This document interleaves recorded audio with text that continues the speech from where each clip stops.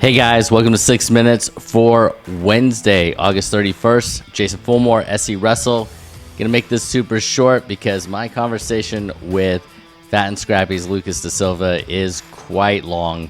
Trying to keep it to under 20 minutes. We were not successful.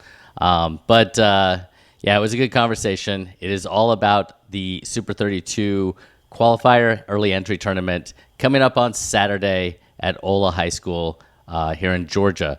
So the only thing I wanted to make mention of before we get to that conversation is reaching out to the coaches. If you have your state of the programs and start dropping those next week, would love to get feedback on your program so we can begin highlighting those programs starting next week all the way until the beginning of November. So please reach out and I'll get you a password to a part of the website to be able to fill out that form. I'd appreciate it. Enjoy my conversation with Lucas DeSilva on the Georgia Super 32 early entry tournament this weekend. See you guys. All right. I'm here with Fat and Scrappy, Lucas DeSilva. Lucas, it looks like you just moved in, man. He ain't just moving, but I moved in a little bare bones because I'm going back up home probably next weekend. So the rest of my stuff will kind of move in the coming week or so. Got it. All right. So you and I are talking Georgia Super 32 qualifier, which is really interesting to me because, back in the day, like your state champions, they don't have to qualify, right? Your top kids don't have to qualify. Yet this has turned into like a really big event for not only Georgia kids. We have 13 states. You got Oklahoma in there. It's almost turned into kind of a regional bragging rights kind of tournament because we see a lot of weights that we'll talk about as we get into it.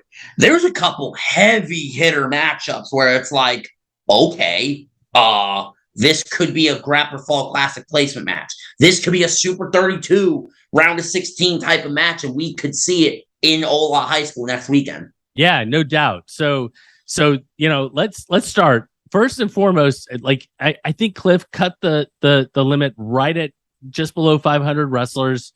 We think so as well. 13 somewhere states. In that range. We have tons of kids. Big brackets. I mean, I think we have several brackets that have 40 or more kids in it. Yeah. So we have a ton of kids. I'm going to go ahead and give a breakdown right now of kind of the weight classes and the number of entries and that sort of thing. But as we continue on, and you're talking about it, like how many? I know you guys you were going back and forth with Cliff. How many state champs are there? Could you count how many? What was going on there? All right. Before another word gets said, listen, I've never been good at my AB3s, okay? I've never been known to be a counter, okay? and then you give me a spreadsheet that is not properly formatted, so I have to go in and count them by hand. But if we look at in this registering the event, you have 29 state championships between 19 wrestlers. I could be, if I'm off one or two, please bear with me. I'm doing it by hand. Yeah. And around another 45-ish placements. And obviously some heavy hitters. You look at Antonio Mills. You have Don Bambinelli, like you have some really heavy hit. I'm losing. Sorry, guys. I just got done filming Fat and Chatty. Go check it out. But you have some really heavy hitters in this bracket, and it's gonna be a lot of fun. Some really super interesting matchups that we could see. With depending on the seeding, we could see some of these really early in the bracket. Yeah, no, and there's a lot of deep weight classes. There's a lot of state champs in the mix. Did you ever participate in the Super 32 qualifier? I did actually. I won it twice. I got third once. And when I got third, I lost to Gavin Kane in the sems. And then I beat Camden Monroe for third. When I won it, I beat Blaine Berge in the final. And then I beat Camden Monroe in the final my senior year. Beat him in the final senior year. So I think that's actually a perfect example. And the reason I think that's a perfect example is you're talking about, you're just throwing around some names, and this is a qualifier, right? Again, and it's not a qualifier because a lot of these guys are going to get to Super 32 anyway. Yeah. But it's A lot about of getting them on the already have mat. their ticket punched. Right. It's about getting on the mat, getting some early season matches in. But you're mentioning Blaine Berge, who's at Princeton. You're mentioning Gavin Kane. You're mentioning yourself. You know, I asked you specifically. You guys are all wrestling in college. So, I mean, it's so cool. And that's the type of brackets that we potentially have this coming weekend. So I could really only speak for myself, but I looked at it as it was the first real true opportunity to get into a meaningful folk style event in the state of Georgia. Almost, I think most of us kind of more used it as a tune-up for Super 32. Right. You know, you look at some of the names on this list, you have guys that are already qualified. Mason Moody, you have Gunnar Chamber. I'm just looking at you have guys that are already qualified, but right. To them, this is a tune-up. You know, this is just, hey, let's get back into, maybe they were wrestling freestyle and Greco. We have some Fargo All-Americans here that in this next weekend. So it's going to be a lot of fun. And I love this event. Shout out Compound Sportswear, Cliff Fretwell. I mean, the Don, you made the joke, and it's in the best way possible. He's George's Don King, and I mean that as a positive. Like he's always trying to set up a tournament to get people exposure. So, you know, I love it. So I think that was joke might have been between just you and I don't know, but I did say the Don King without hair, right? Well, yeah, you said Don King without hair, but I mean, like, look, in the best way possible. He's the Don. He's always pushing the sport, absolutely promoting, pushing the sport forward. I mean, that's my guy. That's Cliff. That's all love there. So this weekend is Ola. It's at the Super 32 qualifier at Ola. Next weekend is in Florida. They've got them all over the place, but our bracket, the one we're talking about, the tournament we're talking about, is here in Georgia.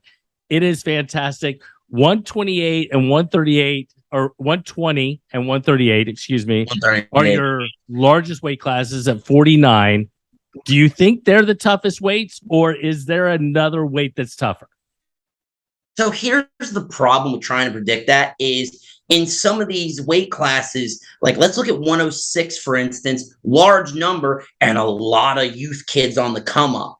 Yeah. So it's tough to really judge entirely. But I mean, I'm just going to take a gander at 120 as I'm looking at it. You have Mason Hilligus, Cooper Hilton, Carson Kimbrough, who's 8th grader brother. Connor Kimbrough, I'm high on him.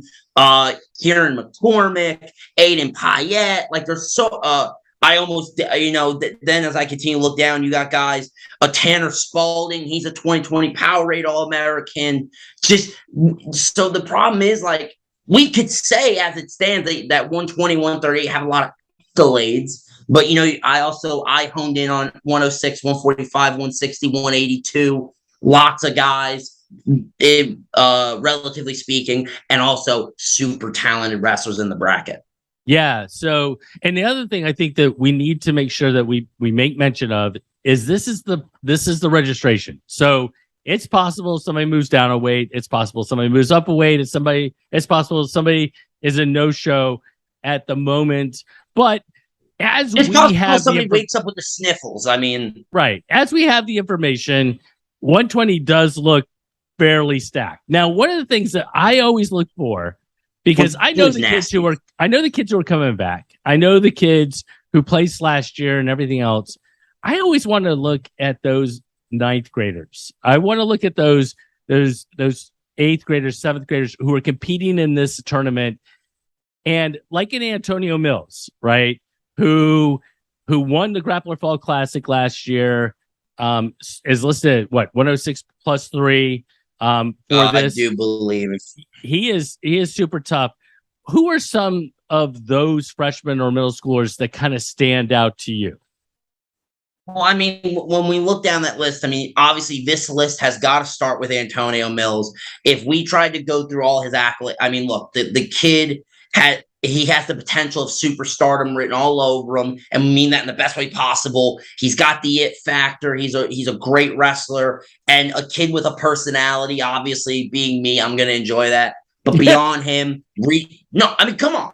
recently moved in Josiah Bowden. If you do not know who Josiah Bowden is, allow me. But Bowden or Bowden? I'll have to ask him when I see we'll have him. to ask that when we see him. But yeah. Pan Am Trials U.S. Open placer, Western Regionals champion, A6 Kid Nationals All-American. The kid can bang with the best of them. Super savvy. I've watched a little bit of his work. He's at 113 plus 3. He'll be at what high school? Why am I losing my mind? Grovetown. He's in Grovetown. It'll be really fun to see him there. Beyond him, a guy that I don't know if a lot of people know. I'm super high on this guy, Bentley Sky out of North Carolina. NHSCA duels. He went 5-1. He placed 8th at TOC last season. Battle of the Berg champion, NC Middle School state champion. He got second in I-64. He placed at NHSCA's.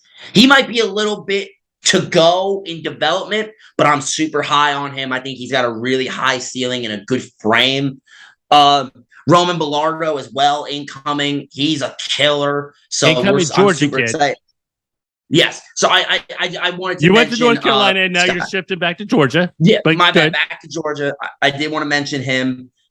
Gabe Swan. I mean, look, if you know Georgia, he's an 8-time state champion. He's coming in Fargo third. He had a great Fargo run. One more guy, and this is a little bit I know this guy, and I feel like I've worked with him and his brother in the room. Incoming freshman at Buford High School, DJ Clark. I am super high on DJ Clark. The kid can bang. And I've seen him grow in a lot of ways. I remember him and his brother as the annoying kids in the room when I was in high school. So now to see them coming into high school, I'm super excited. And just to throw one more shout out, Ronan, and I'm gonna say the name wrong on purpose now. No, I'm doing it on purpose. I'm doing it on purpose now. Now I'm being spiteful. Yeah, I'm gonna put my emphasis on a different syllable just to be annoying now. But he had a great run. You don't have to do that. You don't have to do that to be annoying. You're good. Oh, thank you. Yeah, I gave you a layup there, but he's in 8th grade. But I still want to mention him. He's still a year away. 3rd at the Grappler last season, VAC and Wildwood All-American last year. It'll be interesting to see him at 138 banging in with these high school guys. I'm excited. Yeah, so actually, a lot of the names that you mentioned, besides Ronan, are down low. I mean, so we're talking like 98 pounders, 106 pounders, 113 pounders. So Bentley will be in the mix with Bellardo, and you've got, Mills down at 106. So, Bellardo's at 13 plus 3. Yeah, we could see some crossing of paths of some future stars, quote unquote, in this tournament. So it'll be really interesting. All right. What I love about tournaments, one thing on that front, what I love about tournaments like this is it gives a really good opportunity for in the preseason, we catch a matchup of 8th grade, 9th grade, and they're in the same weight. Maybe they're in the same class, and it's like, oh, here we go. This could be the start of a great rivalry here that is going to push these two athletes. So just want to mention that I'm excited to see some of these matchups for sure. No doubt. So Georgia represents like 50% or a little more than 50% of the number of individuals. But last year we saw some outside of the state make some noise. So can you give me a handful of kids that if you're from Georgia and you see this kid from Alabama or Florida or this or that, who are those kids that we should pay attention to? Well, I have 2 that I specifically want to hone in on, and then obviously, I mentioned a Bentley Sky. If you were to take Sly, excuse me, apologies. In the thing it says SKY. So, hey, Cliff. I know. Yeah, you saw it too. But anyways, if you were to happen to take a gander at your bracket and see Cooper Hilton anywhere near your name, circle, underline, highlight, put a damn sticker on it if you have to. He is legit. The dude is a hammer. I mean, look, we don't even have to talk about Cooper Hilton. We know the bag he's got. No doubt. Kid is nasty. This is a kid that maybe a little under the radar to an extent. but I'm high on because I got to watch him at the Deep South duels when I wrestled in Morse Fitness, and that's Brody Christmas out of Gardendale, Alabama. He in my opinion, is super underrated, but can bang, and I've been impressed with him in his last couple outings that I've seen. I'm excited to see him get back into the mix here. And from Florida, so I will throw my hand up immediately. Florida's probably my weak point. I'm a little unfamiliar with Florida, I will admit, except for the main ones, but kid that I've seen, he's going into his senior campaign at 126 pounds. Julian Montero, state placer last season, qualifier 2 before that, Grappler Fall Classic placer the year before last, didn't go to the Classic last year. He's in a tough bracket, but I've seen him wrestle. I've seen him bang with the best of them. He's at a Doral Academy in Miami. Kid's a stud. So I could be missing one or two, and if I am, I apologize. That's just outside looking in where I stand. Yeah, no, I appreciate that perspective because I think you identified as someone who's pretty much focused on Georgia, right? It was easy to identify Cooper Hilton. That's pretty simple because of who Cooper is. Yeah. Julian Montero. If you haven't watched Montero wrestle before, he's a tough kid. Brody Christmas, he's been at Fargo. He will go out and bang with you as well. I'll go ahead and throw out a couple of other. Isaiah Poe, I believe, is in the mix as well. I believe he's in the bracket from Alabama as well. If you haven't seen him wrestle before, fantastic wrestler. And with 13, and I'm going to go ahead and piggyback on what Lucas said. There's a couple Louisiana kids. You do that a lot. Well, I can. You're bigger than me, so I can. As Cliff says, you're what a heavyweight now. Yeah, he calls me a heavyweight. Alex Rosas from Louisiana is a tough kid from Louisiana. I didn't mention him, but damn, you're right. I didn't mention him though. But definitely somebody to watch as well. And there's gonna be a lot of them. So if you're from Georgia, you're gonna recognize those Georgia names, but you better pay attention to some of these other kids because they will pop up on your screen and they will be somebody to watch. So and another kid, he doesn't have a lot. One more kid, he doesn't have a lot of stats on him because this is 10th grade season, but out of St. Ed's in Ohio, I believe the way I say his name is Joseph Sandifer Jr. He was an Ohio freshman state champion last year, Fargo qualifier, had a good run at Fargo. He ran into somebody like next level on the front side, but he's going into his sophomore season. Keep an eye on him. He's someone that not in the Southeast, but I know of. No, he's legit. I agree with you because he's that guy. Yeah, he's actually very similar. I mean, in terms of like a Brogan Tucker kind of showed up on the scene from Ohio last year and beat a lot of really good kids here in the South. Don't be surprised if the name that Lucas just mentioned is right there in the mix as well. And I agree with he's you. at 126 pounds. So if you want to look at a possible bracket buster at 126, I gave you one. There you go. That was for free, too. That was for free. Go take that to Vegas. All right. So two of the best in Georgia right now are Dominic Bambinelli and Drew Gorman. Yet neither one of them won last year. No, I didn't. Right? So who might not win the Georgia Super 32, but is going to go on to have a great season? So this is where it's interesting for me answering this question because I have two guys on my list that need mention, and then I also have, I could name guys like a Cade Parent who's in a tough 152 bracket with Dom Bambinelli. There are guys so for me, I look at Gunnar Chambers at 120 pounds at a Rockmart. I think he's due for another great season. I do. I like a lot of what I see at him. And then Connor Kimbrough at 138 pounds out of Ola. He's at home. One more kid going into his sophomore year, also at Ola. Brian Papkin. He's in a really tough 145-pound bracket. Yeah. But I made it clear in my last video. I'm high on Brian Papkin. I think he's a stud. He's in with Braden Leach out of Tennessee. So it'll be interesting to see, but those are a couple guys just off the top of my head when we were talking about it that They may not win it necessarily, but I think they're primed for a great year. Cool.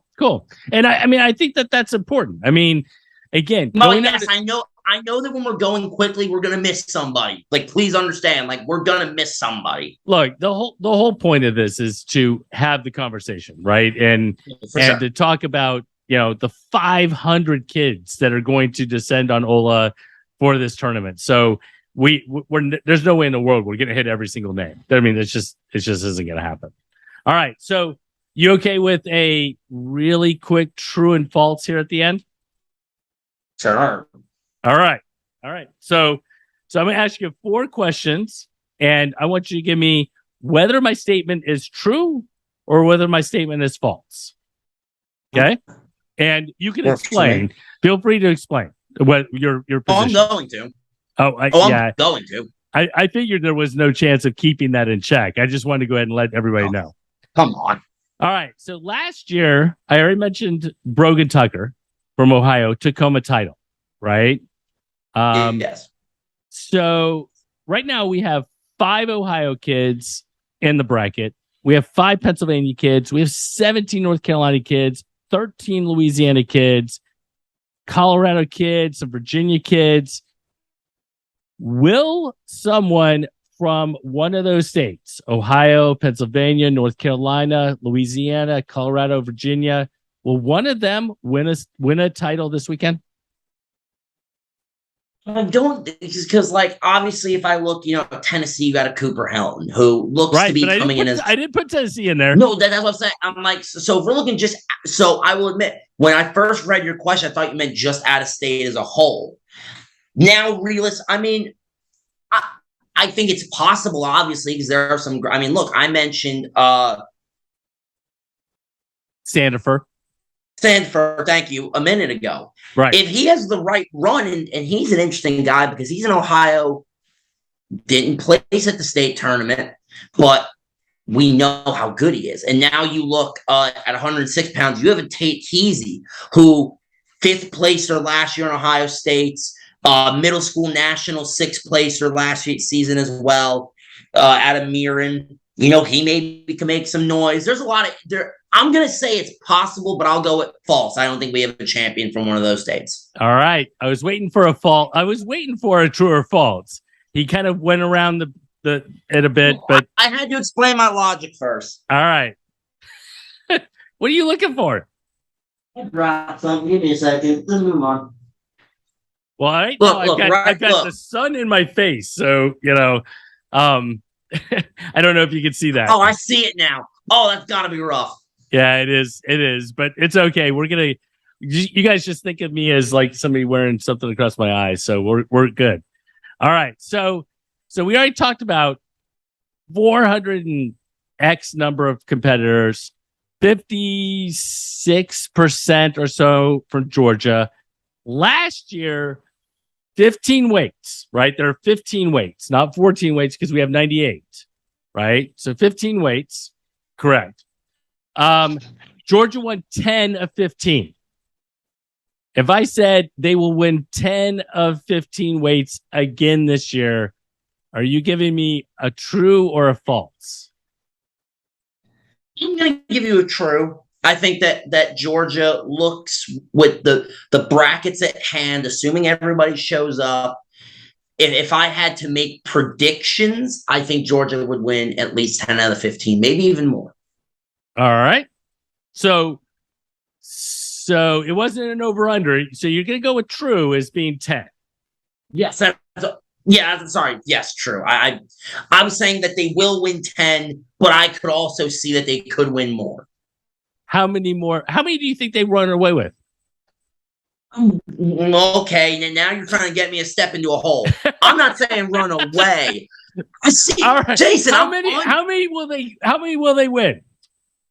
I can see them winning 11 or 12. All right.